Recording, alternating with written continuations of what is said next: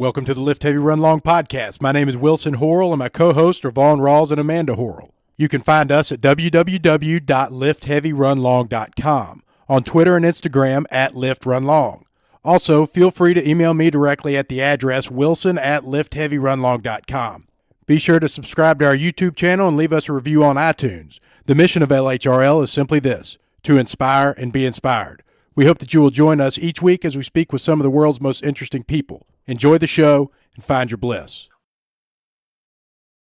You know, I was on the Pace the Nation podcast. I know that. I remember that. Long story short, convinced my parents to mortgage their house and help me buy this one location in Alexandria, Virginia.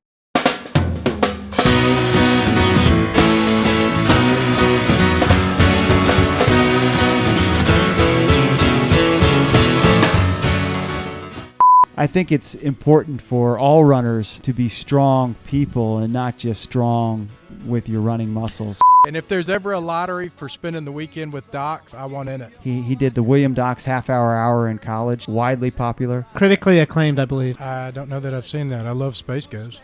Doc says you're a degenerate gambler. Tunica. You would just spontaneously combust. What was your New Year's resolution? Just to gamble more. Doing anything in moderation doesn't make any sense at all. You know, it was truly authentic that I wanted to help people. You won't get anywhere that way. It doesn't bother you when people listen to you pee. Can you hear me? We had the guy who got hit by a deer. That's like one of those things you can't plan for it, months in advance. You can't say, hey, let's hope that somebody gets hit by a deer and book them for the November 23rd show, I'm interested in robotic deers that they have in Starkville, Mississippi. They have them for dumbasses like my roommate who decide they're going to jump out and tackle them or shoot them.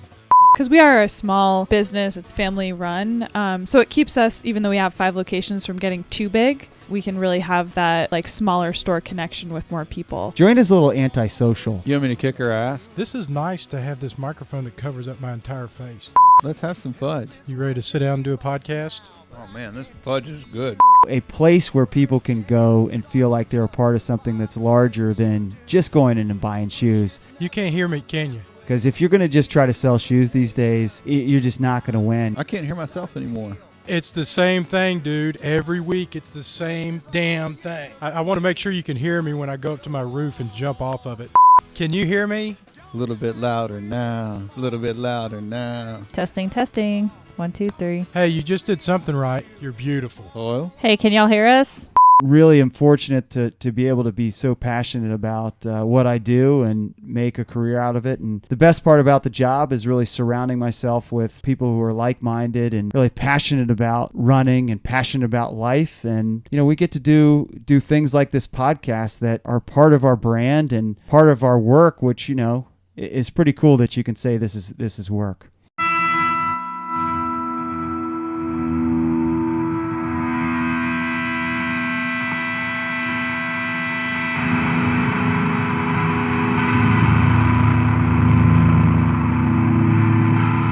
We're going to get the show started. I'm not near as good as Chris Farley is at leading off the show. You do your show, Pace the Nation, with quite a bit of energy. It's definitely professional.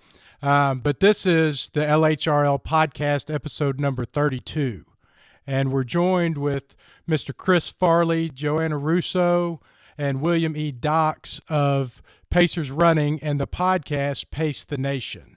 Well, Chris, who's sitting in the room with you? All right, so we are me, there's Joanna, and there's Doc. So we're all here. To my right is Joanna E Russo, who is the manager of a couple of our stores here in the D.C. He never gets my title right. I'm an admiral. Yeah, she's the admiral of the Washington, yeah. D.C. fleet. Yes, Nice. so she is in charge of our D.C. locations and has worked on the podcast with us. Has done a lot of stuff marketing-wise. Did some things with us prior to the podcast, and she was really witty and good on camera. So we decided to bring her on as a co-host. Then William E. Docks is a long friend from 20 years ago. I come with the equipment, let's be honest. He and I went to college together 20-some years ago, although we had to say it was 2 or 3 years ago that we were in college. Yeah. So he is the brains and producer and editor and all those things behind the scenes, and very witty, and takes a lot of shots at me too, which I don't appreciate. Anyways, but keep that's Farley us. humble. That's us. I've yeah. noticed that, and y'all are perfect together. I'm telling you, y'all are perfect together. They actually were kind enough to have me as a guest on their podcast. And so, Chris, when you called to vet me, I'm assuming you just wanted to make sure that people in the South knew how to work a telephone, let alone a computer. As soon as we started talking, we had a great dialogue, and I said, this guy's a lot of fun, and I want to get to know him. And since then, I've had a lot of fun listening to your podcast and bantering back and forth with you. You and Docs and Joanna just have a dialogue with one another that is really unique and really a lot of fun. Well, we really appreciate that, and really appreciate being on your show, guys. It's a thrill to have our podcast on another podcast. Cinema moment here for us. So really, really cool. Farley, don't cut him off. He was saying nice things. Okay, sorry. Okay, yeah. Continue on. Continue on then, yes. Well, probably the only serious part, or even somewhat serious part of the episode that I have planned out, you guys do show notes because y'all are professional. I don't do show notes because I wouldn't be able to remember where I put them even if I took them. But when I spoke to you, Chris, and we talked a little bit about you starting Pacers Running, you told me about how you went out on your own and how Pacers Running and the retail stores came about. You want to share with us a little bit about that? So, yeah, absolutely, man. So Docs and I were in school together back, graduated in 1998 at University of Virginia. I bounced around a couple jobs that I really just didn't enjoy. Back then, everybody was getting a job doing something with computers, and I'm not good with computers, and that's how easy it was to get a job with computers, as I was a database like maintenance guy or something. My dad got me the job. Anyways, wasn't passionate about that, and I started working part-time at this running store in Alexandria. Really started enjoying it, and then started working more and more on the weekends, and really spending my weekends there where a lot of my friends were out having a good time. And I decided this is really what I enjoy and what I'm good at. So long story short, convinced my parents to mortgage their house and help me buy this one location in Alexandria, Virginia. Actually, Wow. little known fact too, convinced. We really had to come up, we were kind of short on some of the funds, had to convince a few of my friends, including William E. Docs, to help us with the seed money for the initial investment for the stores. 4 of my best friends who I ran with at college, including Docs here, helped with that initial seed money. We bought the store. Best sales job I've ever done, I say, was when I convinced my parents and my buddies to part with some really hard-earned money, and my parents mortgaged their house. And so, it was, once we did that, the pressure was on. So worked extremely hard, and that was 2003. For the first 5 years of my career in the store, I didn't take a day off unless it was traveling out of town or doing something with my family or friends traveling out of town. I literally would work every single day. And we opened up, a second store in Arlington, which is my hometown, which is really exciting, a year later in 2004. Then opened subsequently to the point, 13 years later, that we've got 6 stores.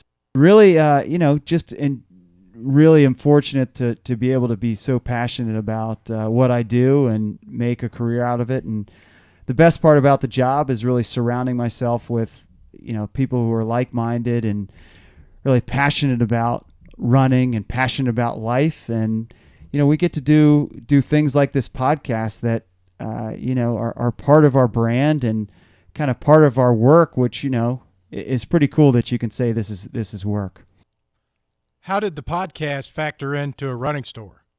Yeah, we really want to be storytellers at Pacers Running. We really want to, communicate our brand, which is hard to do. It's hard to cut through all the noise out there. So this is a great way for us to be storytellers and to tell people about who we are and what we stand for and what our mission is, kind of in an indirect way. Doc's, again, my buddy from college had a knack for doing some creative things, like he did the William Doc's Half Hour in college, which was a public access TV show, widely popular. Yeah, critically acclaimed, I believe. Yes, it was so good. It was a hour's worth of content. It was an hour's worth of laughs packed into half an hour. Half hour. So the William Doc's Half Hour. I knew he was experienced. I swear to God, I knew that he had experience, and I mean that in the most sincere kind of flattery that I have, Docs, which is really kind of shitty, but I mean that the best that I can say it. Yeah, so he had that show and did a run of 6 episodes, and then he and I did a podcast together, probably 4 or 5 years ago, when podcasting kind of became a thing. It was we called it the Kai Shai Fake Football Podcast. Kai Shai was our fake fraternity that we made up because we weren't fraternity members in college, because we basically ran, and this is a can of worms right here. Yeah. So anyway, so we did this fake football podcast. I felt like pretty decent chemistry, and we talked more about kind of life and just our friends and what they were doing, and just what we were doing in life more than about fantasy football. So we had a very loyal following. I mean, there was really people who loved this show. The problem was it was like 12 people, and that was it. You're being generous. There was a passionate following of 6 people. So we did that for a couple years, and then I proposed this idea to get a broader following or a broader audience. Why don't we do something with running? But I knew we needed, a third voice, a voice that was a little bit different than what Docs and I would bring, because if it was he and I... A little bit higher pitched. Yeah, well, I think if it was Docs and I on this show together, we'd be like the old married couple just bickering the entire show. So that would not have been We just good. needed somebody to break up that... Yes, exactly. that monotony. Yeah. So Joanna has worked for our stores for 5 years or so. So she'd been with the business for 5 years, and had always been, someone who I would depend on for if we were ever going to do a quick 30-second video or something that we wanted to do, product marketing. She would give us a witty soundbite or give us a video that was compelling and fun and energetic. So I asked her if she would do the show, and she had no idea what she was getting into at the time. And I can't believe 87 episodes later that she is still with us. But she said yes, and we muddled through our first couple episodes, and we thought it was going to be a show that would kind of like talk about what we did at Pacers running, and Docs would be that third party person who didn't really wasn't on the inside. I could ask the questions that the listeners might be asking. Yeah. Because when these two get together, they talk shoes. Sometimes I have no idea what they're talking about. They're so inside, Right. So we quickly realized that we had, it was a different chemistry that developed, and it was telling the stories of runners, mostly in the DC area, but all around the country. And I think that's really where we hit our stride when we decided to be a show that told inspiring stories about people. And running just kind of was the common thread of our guests, but it was really just, people's stories and their trials and tribulations and just things that, the behind the scenes stories that what our audience really kind of gravitated toward. It was just the human interest part, where I thought it might be like they'd be interested in how do I run faster, or splits, or times, or it really wasn't that. We had guests from amazing top level athletes like Matthew Senchowitz, who won a gold medal in the 1500 at the Olympics in Rio this past year, to guys like Wilson, who have a story that's incredible, just as compelling as someone who wins an Olympic gold medal, but maybe more compelling to some folks. And just the common thread is running. And so 87 episodes later, I think we've hit our stride. And, I think it's one of the best things that our brand our brand does. I was recently at the running event, which is an event with all the running stores across the country. It was in Orlando, and my business partner got up, and she does all our marketing. People were really impressed with what we do, and one of her main topics was the podcast and how to cut through the noise and how to tell your story is through podcasting. It's one thing that Pacers Running and Pace the Nation does really, really well. Have you found that like your customers are as loyal to you because of the podcast? Has it been a way to generate business or generate community as much as anything else that you do? Yeah, I think so. We just had one of our listeners, Mid-Pack Biped, came in because he was like, oh, I was listening to the podcast, and then I walked by the store and he's like, I had to come in and just get something. But I think that it's just like a really good way for our customers to connect with us, because we are a small business. It's family run.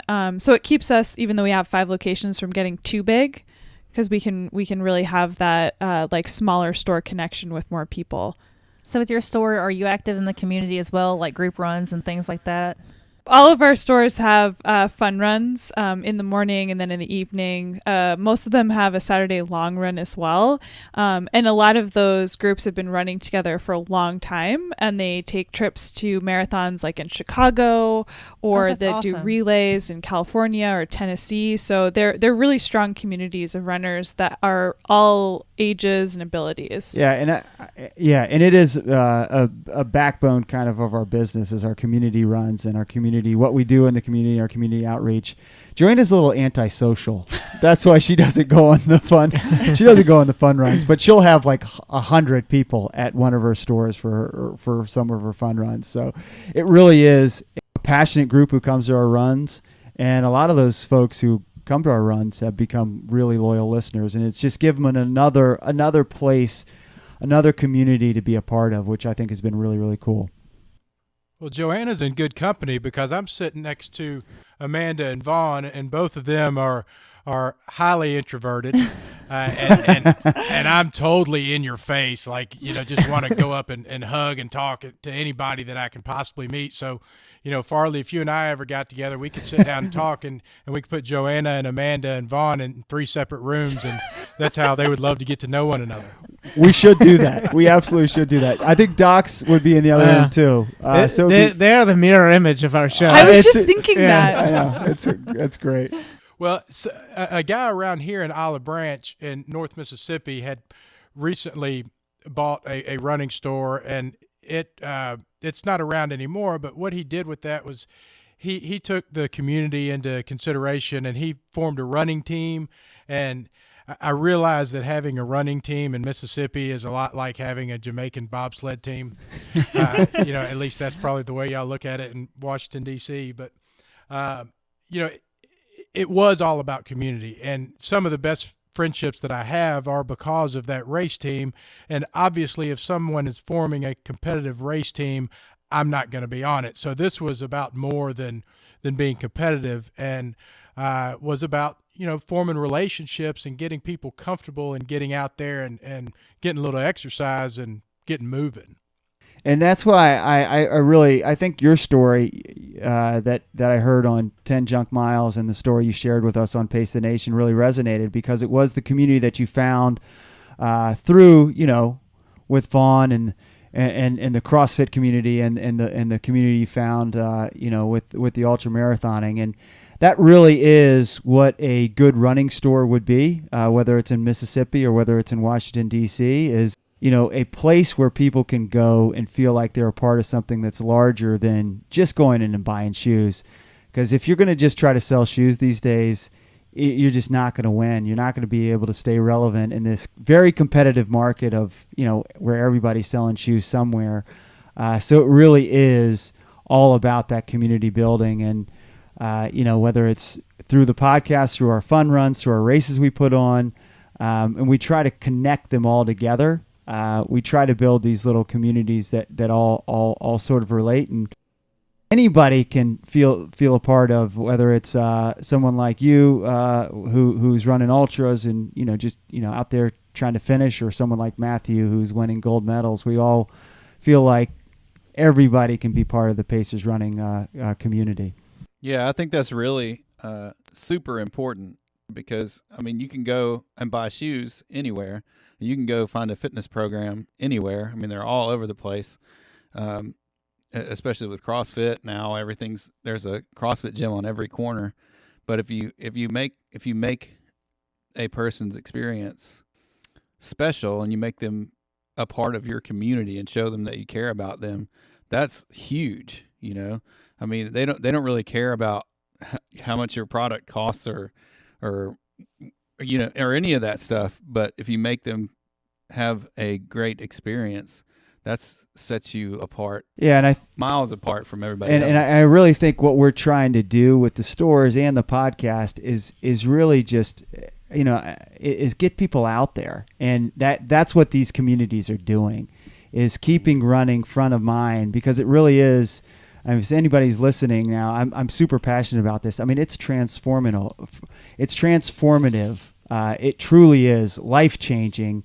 You know, it's just getting out there and doing it. And so more than just selling product, more than just building these communities, we are trying to keep these guys accountable. And we do it through these races and through these podcasts and through the stores, fun runs, all those things.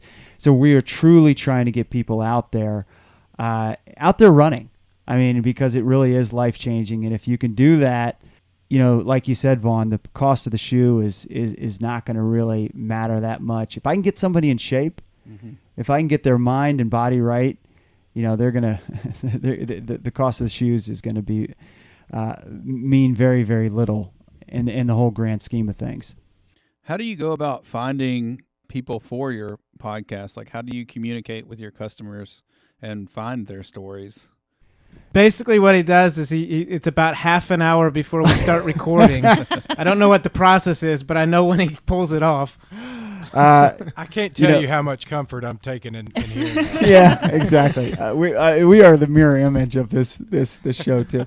The guest part of, so I have a few on standby, and they're related to the store, but literally, Vaughn, I am thinking about it. We get together on a Tuesday call. So every Tuesday we talk about what the show is going to be. We record on Thursday. We talk about potential guests.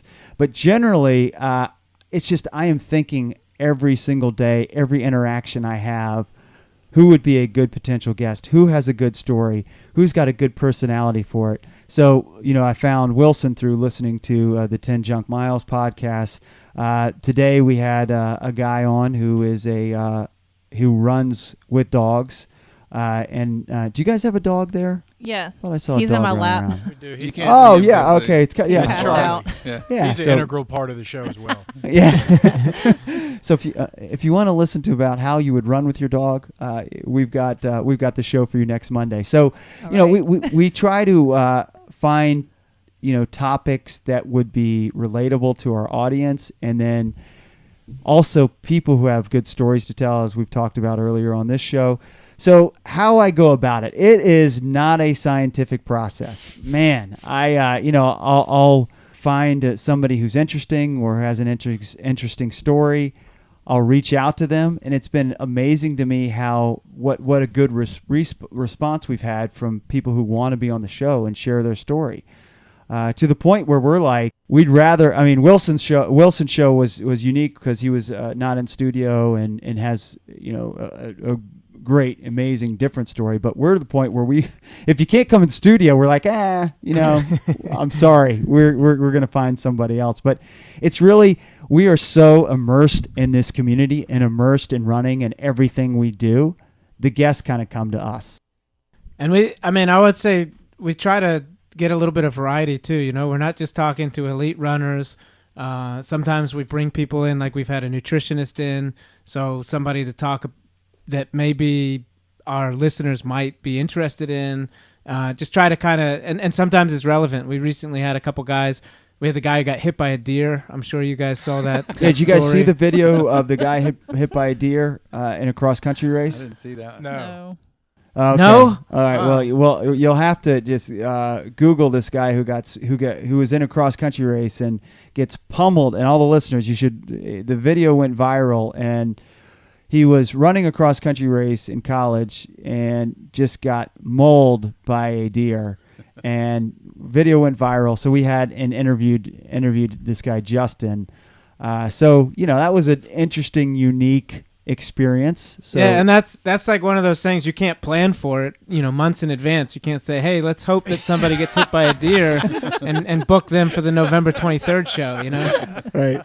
Well, if you're looking for a guest, my roommate, true story, he was arrested for tackling a robotic deer at the refuge in the wildlife refuge in Starkville, Mississippi. So if you're looking for people like I've got tons of them. I'm interested in robotic deers that they have in Starkville, Mississippi. They have them for dumbasses like my roommate who decide they're going to jump out and tackle them or shoot them. Don't spoil the story. We want him for our show. His parole's coming up. Well, y'all's podcast, your podcast, the Pace the Nation podcast, is the first podcast I can truly say that I listen to just as a background. Like, I want to listen to this and I can sit back and just enjoy it, without some sort of ulterior motive, trying to learn about someone or trying to listen to a particular guest. Y'all really don't need a guest at all. You and Joanna and Doc sitting in there is clever and it's witty, and you have good information, and you just really do a good job of interacting with one another. Well, I really appreciate that, and I think our loyalist listeners are the ones that have really bought into our personalities or have somehow enjoyed the interaction or the chemistry between the three of us. And you're right, it's not really about the guests. We like to have a guest for about every 5 shows, and then one show we'll do just us three together to kind of change it up. The guests honestly are great for information, great for storytelling, but yeah, I agree. I think it's a real tribute to these guys and just kind of like sharp, witty for both of these guys. And we don't take ourselves really seriously, and I think people like that. Well, let's be honest. What you just said is when Farley and I had a podcast together, we had 10 listeners. And then when we brought Joanna in, that added another 990 listeners. Yes. Is that what I just heard? Yeah, that's about right. Docs, you can't see what's sitting next to me, but we went from 0 to a lot as soon as we brought Amanda on here. He is. I couldn't get my mom good to formula. tune in. Yeah. Yeah, it works. It works, and I can see that, and she certainly adds some legitimacy to it. No, I do appreciate you saying that, because I do. We do think that we gain the loyalist listeners, not someone who's just listening for a story, and that's what we're trying to do, is gain the loyalist, and that's what those guys are going to be the ones who are interested in Joanna's transportation woes or Doc's every other week getting injured, or my I didn't know that was my thing. my up and down with a newborn. I mean, that's what I think. That's when I think that people really, really buy into the show, is when they. Well, I think it's what you're saying is when they become part of the community. Yeah. When they Yes. feel like listening to the podcast is like hanging out with us, and it's like they're listening to their friends. They're part of the community. I did get a kick out of. I was listening to your podcast today, and Joanna, you passed a random stranger on the street while you were running, and someone said, "Nice podcast." And Doc said, "Are you sure he said nice podcast?" We aren't sure. He hasn't tweeted us. We still, he hasn't identified himself. So no, I do. We all do get a kick out of that, because not to pump our tires here, but we do have people who randomly come up to us and say, "Hey, I really enjoy your show," or "nice podcast," or a guest today who is like so amped to be on our show, and he comes in and he's like, "I just binge listened to 15 of your episodes. I feel like I know you guys, but I don't want to be that creepy guy because you don't even know who the hell I am. But I feel like I know you guys."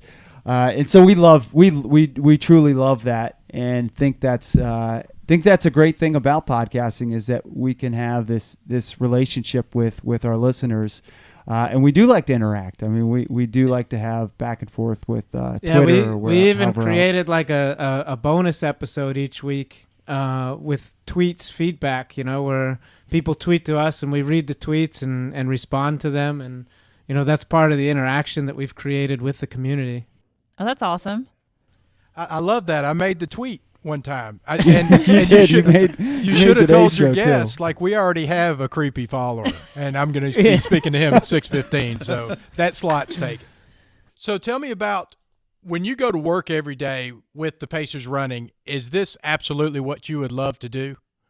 It is, man. It really is. And, retail has completely changed. And, I don't see ourselves or myself as true retailers. I don't see us as, what you would think as traditional retail, where you go to the mall and, you buy what you need for the Christmas holiday or whatever you would think of as retail. I think of us as community builders and, kind of ambassadors for running. Unfortunately, with that, to pay the bills, we have to sell some shoes and apparel and accessories. And as a byproduct of what we're doing and what I love doing, we are able to do that.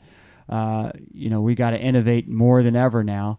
And that's an exciting challenge. But I do go to work every single day, like really charged and excited, outside of this show, what I do with the stores. So I feel very, very blessed. I really, really do. And like I said, I get to surround myself with some really great, passionate people. And I realize that, and I don't take that for granted, that not everybody gets that. Not everybody gets to have their day job surrounded by like-minded, fun, energetic people who are trying to really do something special, which we believe we're trying to do, which is ultimately, get people in shape and really change their lives. So that's a pretty powerful mission to try to accomplish every single day. So I feel really blessed that I'm able to do that.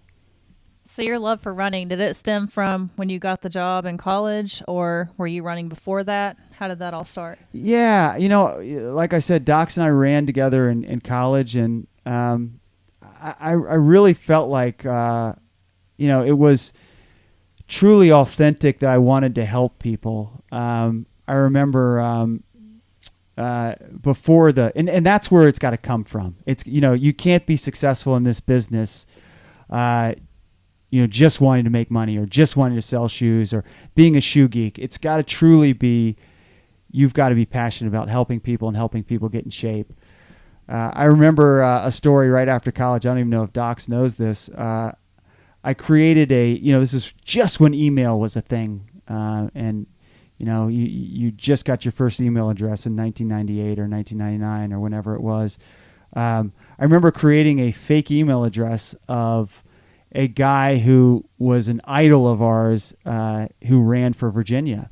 And do you remember this? Paul Docs? Aaron. Yeah, Paul Aaron. He was a gold medalist. He ran for Virginia. Anyways, so I make this Paul Aaron fake email address, and the purpose of this email address was to connect with all the former runners who are my buddies and to see how their running was going. And I'd write an email out to each of them individually, and they had no idea who this person was. They knew it wasn't this Paul Aaron. They knew it wasn't him, but it was me engaging conversations with them, saying, "Hey, I hope your running's going well. How's it going? Like, tell me how many miles you've run this week." And I'd email all these guys, and the whole crew had no idea who this phony person was, like cheerleading their running. And I finally outed myself later on, and it was kind of a funny thing. But the point is, it was truly like authentic in me to want to see my friends continue running, because everybody had just graduated and had, a zillion other priorities and wanted to, make money, start a family, chase women, whatever that was the priority at the time. But, I wanted to say, hey, let's not forget about our fitness and let's keep running. And I never did that with that in mind. It was just kind of a thing I did. And I thought about that years later. And I talked about this at a conference one time. I felt like that was something that was just authentic in me. And it's got to come from such an authentic place to be successful. Because when you're working, and grinding, it's hard to really do what it takes unless it comes from that spot. So we've got, myself, and we got a lot of other folks who are, Joanna doesn't stay in the store till 11 o'clock at night. She usually goes to bed at like 9 o'clock at night. She doesn't stay in the store till 11 o'clock at night doing inventory because she loves inventory. And she really is good at inventory, Right. by the way. She is passionate about, like I am, about getting people in shape. Well, and you said something there when you mentioned that, not everybody gets to go to work and live their passion. You have to take a lot of credit in that yourself because you've also created that environment. People create their own environments with their own attitudes and what it is that they want. And you certainly seem to be the kind of person who creates a positive attitude that, sure, you got to work, but this is also supposed to be a lot of fun. Living is supposed to be fun, and fitness and exercise and moving around helps you enjoy the fun a little bit more.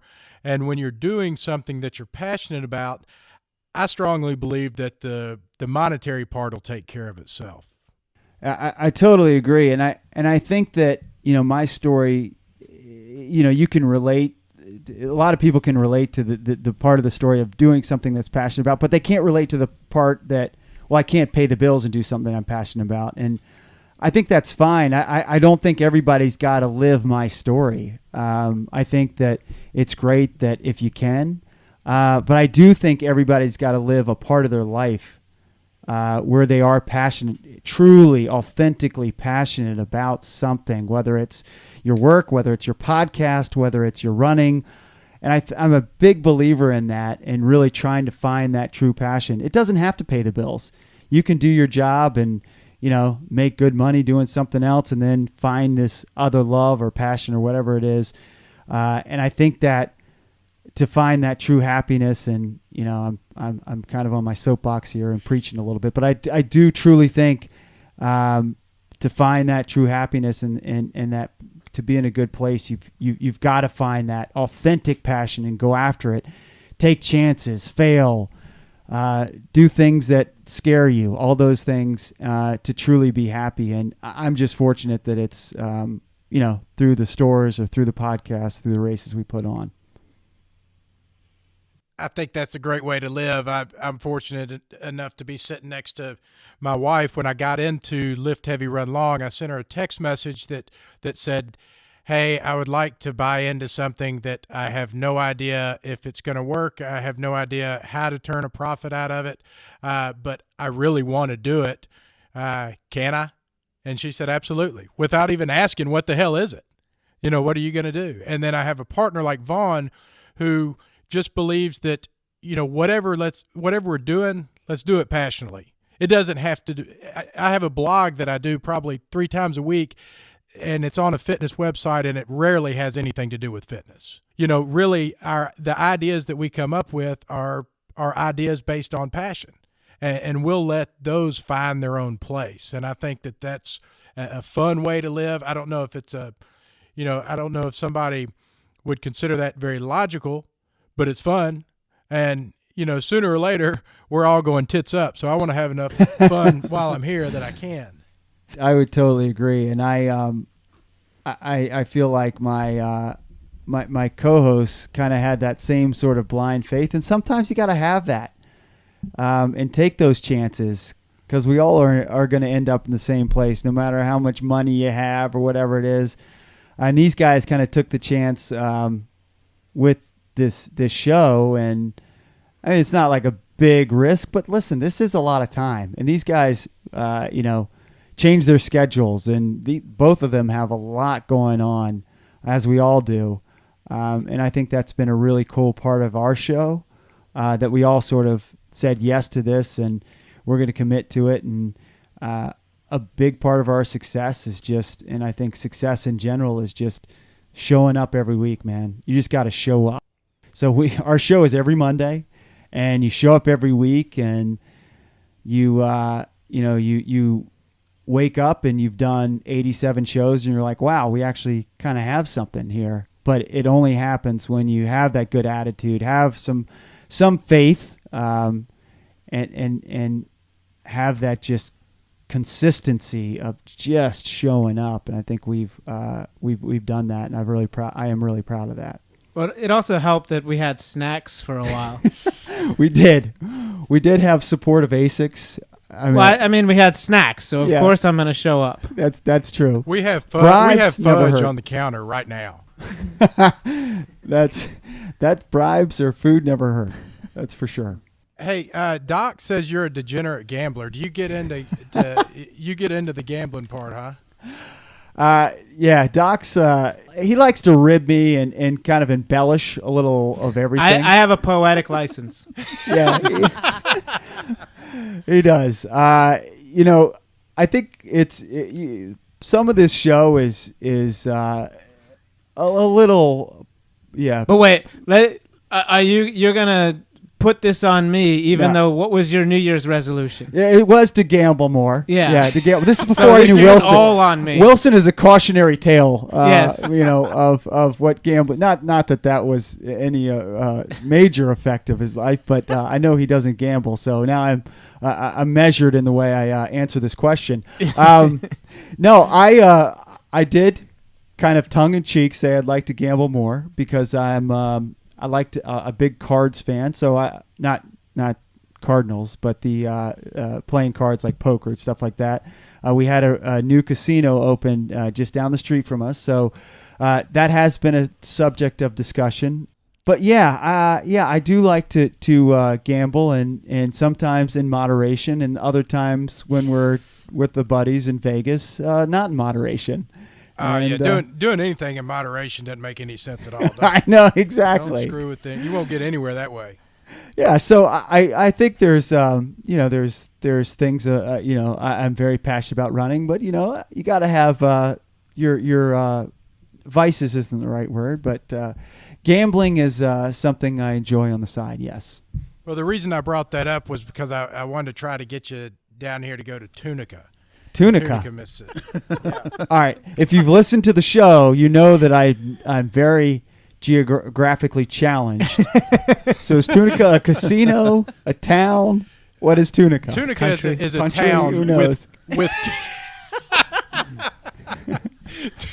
Tunica is a town with lots of casinos.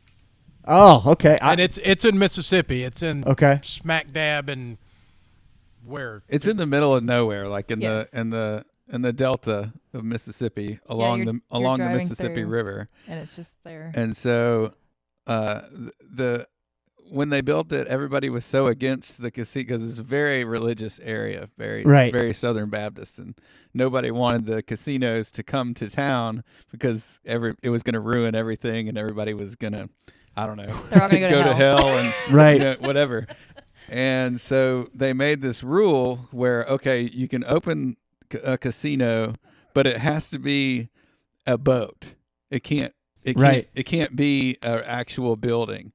So technically the building has to be, the gambling part of the casino has to be able to detach and float down the river or for some reason. Love it. But when you go in there, that there's no way they're going to be able to detach this thing and float it down the river. It's a great end around. I love it. Right. And so anyway, I don't know where we're going with this, but do we have to be going anywhere? It was really exciting in the beginning. This was 20 years ago. But now it's kind of like I don't want to say it's a ghost town because people go there, but they're starting to close now, and it's not. Well, It's not let me take it here then. That sounded like an invitation for the podcast to come down there. It is. That's where I was going. That would be awesome. And revive this town. And revive the town. That's what we're looking for, Doc. Only you can do this, Princess Challenge Leia. accepted. Challenge accepted. And I'm serious. And sometimes when you throw stuff out there, I think that's another lesson that sometimes is good and bad about me, that I will Commit to everything. And sometimes when you throw it out there on a podcast, you're more committed to it. So I think the Pace the Nation Lift Heavy Run Long podcast get together in Tunica, Mississippi. Is that what it's called? Tunica, We'll get Needs to- together. We'll get together in Byhalia, Mississippi, at our house, and then we'll just drive 30 minutes down the street to the boats. You are on. We are definitely doing I that. think it's an obligation to the people as much as it is anything No else. doubt. We got to infuse, some of. We got to make an infusion to the economy down there. We need to help. We need to do our part. part. That's right. Yeah, We got to keep it's the those only boats responsible thing to And do. we can Love it. invite all of our fans, between the two of us. Oh, just yes. a blind invitation to come Let's spend the do night it. with us. Yeah, it could be a huge convention. Well, God. count us in. We are definitely in for that. Hey, Docs, how much time do you spend a week putting into editing this podcast? I mean, that's a great question. When I say Probably- this one, I mean this one that we're doing right now when I send you the footage to edit. Yeah, just put it in the queue. Yeah, I mean, like I'll go through it and listen. It's at least 3 times as long as the show to edit, I think. And it probably doesn't need to be that long, but I just like to clean it up, I think it sounds better if it's polished. And so we've had some quick shows, but we've had some, sometimes we have to cut a lot of content out. So it really varies on the recording, but it is a commitment, and I usually knock it out over the weekend while Farley's off at the casino. Right, and I really do believe, and if people are listening and probably are listeners of podcasts and enjoy other podcasts, I really do think it makes a big difference to have Docs cut stuff up and kind of pull back the curtain on our show. At times, he is sort of the producer of the show, so we'll go off on a tangent, or I'll go off on a tangent. I didn't mean to throw you in there, Joanna. And Docs will say, no, stop right there. And he's very blunt about it and very direct about it, which is what we love about Docs. But he'll say, stop right there, do it over. Or, no, take that out. I remember I went on and on about this. I went to a cross country meet and Indy a few weeks back. Went on this whole 15-minute diatribe. He's like, no, that doesn't work. Tighten it up, make it 3 minutes, and then let's redo it.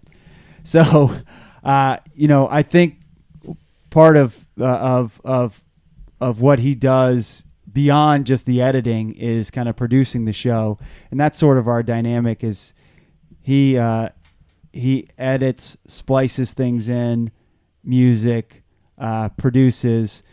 Joanna and I are more of the hardcore running content, and Docs never lets us in on his personal life, unfortunately. So that's a part of the show that I wish we could work on him. But what I think is neat is that we all kind of have roles, and somehow it works at the end of the day.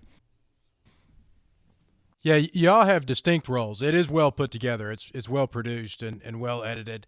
And Joanna does a great job of content and keeping things rolling. Yeah. Thank you. I'm assuming that y'all have a format of what y'all are going to put out before each show. We do. So we have a meeting every Tuesday now, and this is just recently that we do this. But I think it's helped kind of tighten up what we're going to talk about. The format has changed over time. So for anybody who is Starting from the beginning of the show, we used to do in the news. We used to do more hard hitting topics of running. And we did. We kind of did in the news. We did updates kind of on the store, but we kind of found that we didn't need that. Now we do. It's evolved. It's We just definitely say it's evolved. We've evolved to where we have an agenda, and I like to stay very strict to that agenda. I like to let people know what they're going to hear, tell them what they're going to hear, tell them about it. And, then so they have good expectations of what they're getting into. And I like I said, have a guest every 5 out of 6 shows we have guests. But yeah, so we have this meeting every Tuesday, talk about what the topics of the week that everybody wants to have, and then we have about a 15-minute meeting beforehand, before the show, and talk about, all right, these are the topics we talked about. Here's the additional 2 or 3 that I'd like to talk about, or 1 or 2, and then ask if these guys got any updates. And so there is a method. We don't just crack the mics, and people can do that, and there's some good podcasts out there who can do that. We can't. But I think as well, like, people who do that, they've honed that craft. That's a skill that they've developed over time. We've gotten better over time as well. The chemistry's improved over time, and it's evolved to where it is today. I think the longer we keep doing this, the less editing will be required. Right. The better we'll be at this. So it's just like with anything else. You put enough time into it, you become an expert. That was going to be my next question. At episode 86, did y'all just naturally, to some degree, get to the point that you are now? Have you gotten significantly better throughout the episodes? I think anyone that listens would say it's gotten better. Yeah, and I would agree. I think that what's gotten better is the comfort we have with each other, and I think that's a big part of it. And we can push buttons, and only one time have I really been over the top pissed off at Docs. Believe it or not, it really should be every week. Yeah, so but it was a true testament to Farley. Yeah, it was really only one real time but we have gotten to the point where we can really say what we think and be totally confident that we're not going to offend, or we're just trying to we all want to do what's best for the show. So I think that's sort of evolved over the time, is our comfort with each other, and I think that definitely shines through in episode 86 versus episode 1. Honestly, episode 1, we had no idea what we were doing. Right. And that was the first time I met Joanna. I know. Was when we set up the equipment. Yeah. So. All 3 of y'all have been together for all 86 episodes? 83 episodes, whatever you Yeah, it's said? 86. There was a couple that, were on vacation or somebody couldn't make it. But I mean, there has been times where we've really, like I said, we've committed to it and just shown up each week. And I think that's huge for anybody who wants to do a podcast. There was one time where we did an entire show, and this was when I was recording. Docs now does the recording. I was recording the show and didn't record it, and we literally did an entire show. And it was, 9:00 at night. And on Sunday night, and the show's due on Monday morning. Shows due on Monday morning. gosh, We looked at each other and said, "OS." Yeah. And we were all pissed, but we all said, "What do we need to do?" And we redid the show. I think that said a lot about, I think that was really kind of a seminal moment on our show, whether people didn't realize it, but it really showed the commitment to it. And, hey, people really would have probably forgot that we didn't get that Monday we missed show a week. out. Yeah. But I think internally we didn't forget. And so, I mean, the Uber rides that Joanna needs to make it get here, the times that I've changed the show for Docs that has, made him really ticked off, and I'm trying to get better, but we do go through a lot to make sure that it's every week. And again, I just can't say enough. I think that's such a huge part of our success, and not that we're some huge show, not that we're but I am proud of our success, and I think that's a big part of it, is just showing up. You should be. Now, back to running, and I won't keep you all night. And if y'all got to run, it's great. Tell me to pull the plug. Something has stuck with me. I've thought about it on more than one occasion. I'm not sure why it bothered me, and I'm sure that you'll understand where I'm coming from. When I was on your show, you jokingly were laughing at yourself about the lift heavy run long 400-pound deadlift 50-mile run club. and you said something to the effect that you were part of the 26.2 mile and 120-pound deadlift club. Right. That you had tried to deadlift. I went out and I deadlifted that week because I knew we were going to have Wilson on the show. So I went out and tried to deadlift my max, and it was 120 pounds. Yes. And I thought that was funny. However, I also have, ever since then, I felt like I should have spoken up, and I should have said, I don't run 4-hour marathons. I don't do the things that's a totally different, the kind of running that you do versus the kind of running that I do or different members of the group do are two entirely different things. And I felt like that was somewhat of a shot on yourself that I allowed you to take. And ever since then, for whatever reason, it's just bothered me. I am self-deprecating. But and I am really proud of our tagline for our stores is "For Every Run."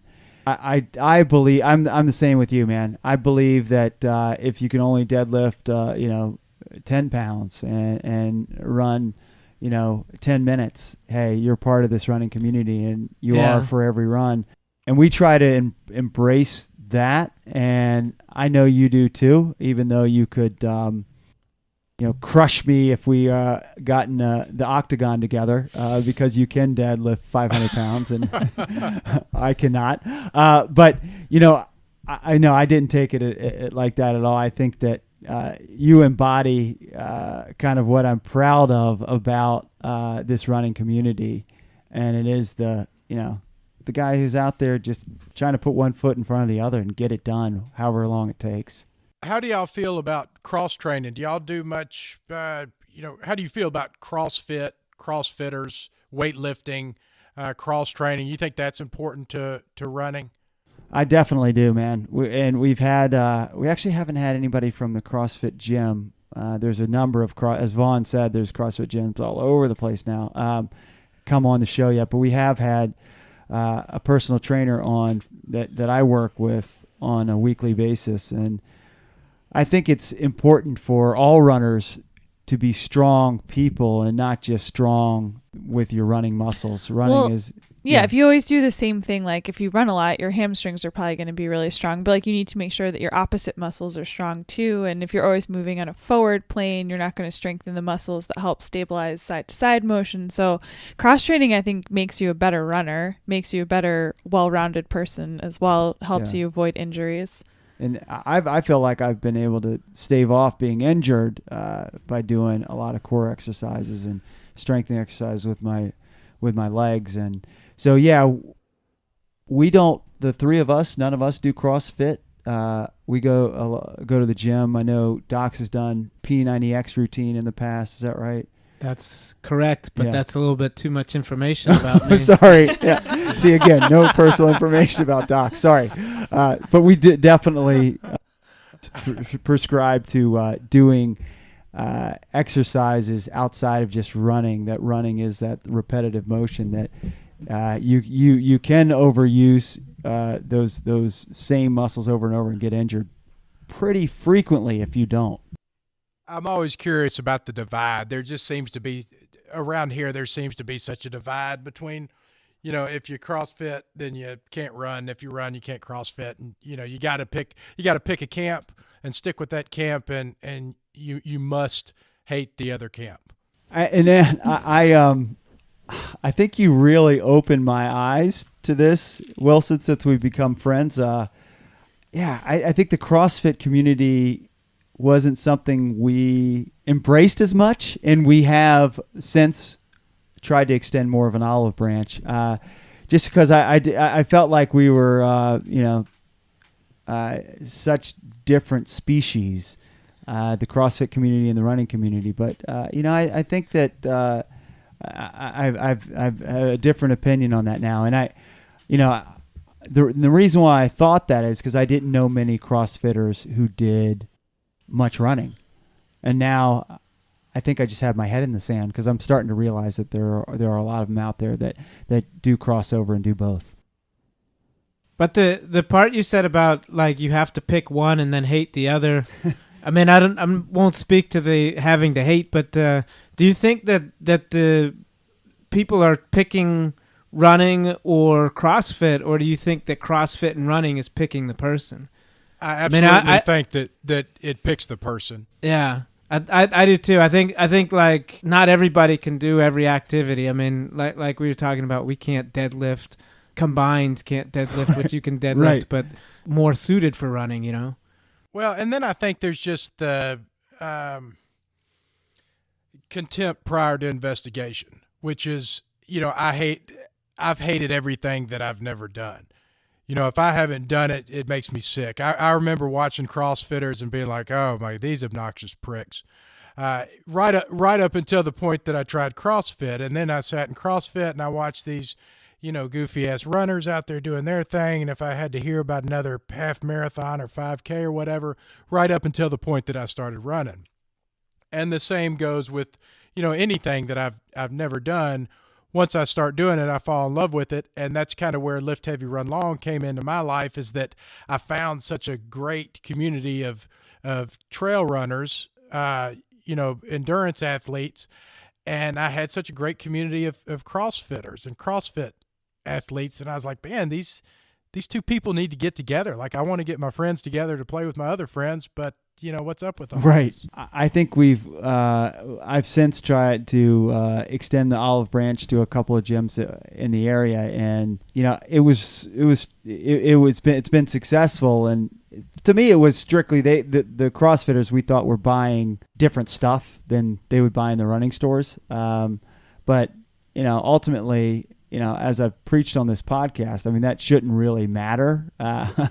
It's really more about building the community than ultimately what they're buying. So I do think there is crossover now, and I appreciate you kind of opening my eyes to that when you shared your story on our show. And at the end of the day, can't we all just get along and hate on baseball players? Yeah, we can Yes. do that. That's fair game. Yeah, there was a period of time where I didn't eat meat for a very small period of time, and Amanda asked me, how long are you going to be vegetarian? I said, just don't say that word. Like, I can't identify myself as vegetarian because, if I tell people that I'm a CrossFitter, a runner, endurance athlete, marathoner, drug addict, alcoholic, vegetarian, they're going to burn me. I mean, Right. Nobody wants that. Would officially be the most obnoxious person on the planet. You would just spontaneously combust.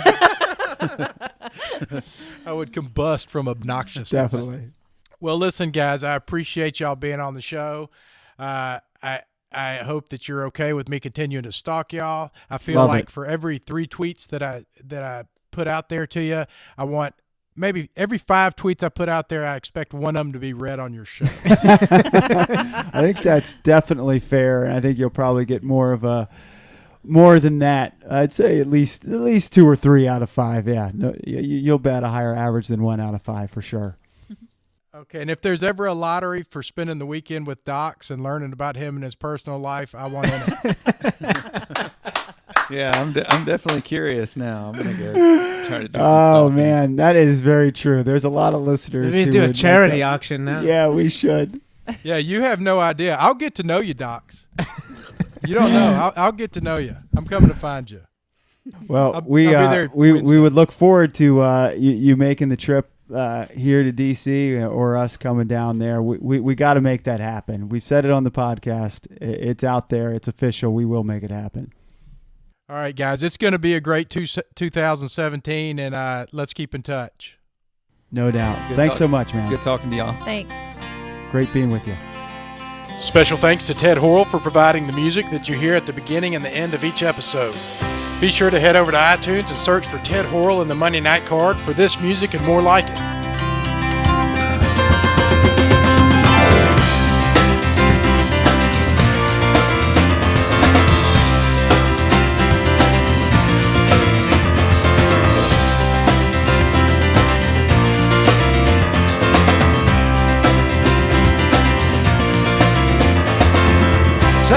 People walked out of town last night. It was no natural disaster, and it wasn't white flight. I missed the whole thing, but you had best keep out of sight. And I feel it's got something to do with you.